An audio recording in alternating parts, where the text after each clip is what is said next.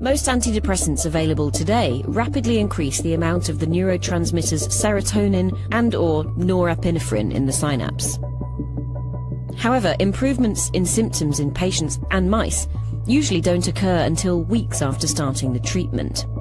While the reasons for this delay aren't fully understood, prolonged treatment with antidepressants can, over time, act to reverse some of the changes induced by chronic stress, increasing neurotrophin expression and rebooting hippocampal plasticity.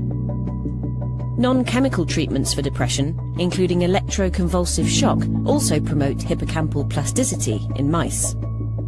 Antidepressant treatment can also reverse stress-induced changes in other areas of the brain, including the prefrontal cortex and reward circuitry.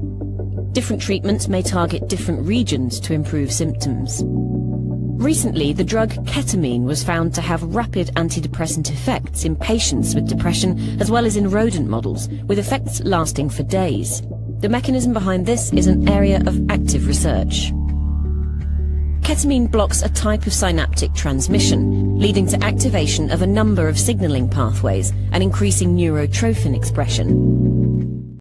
These molecular changes result in increased plasticity in the prefrontal cortex and hippocampus, and likely contribute to ketamine's behavioral effects.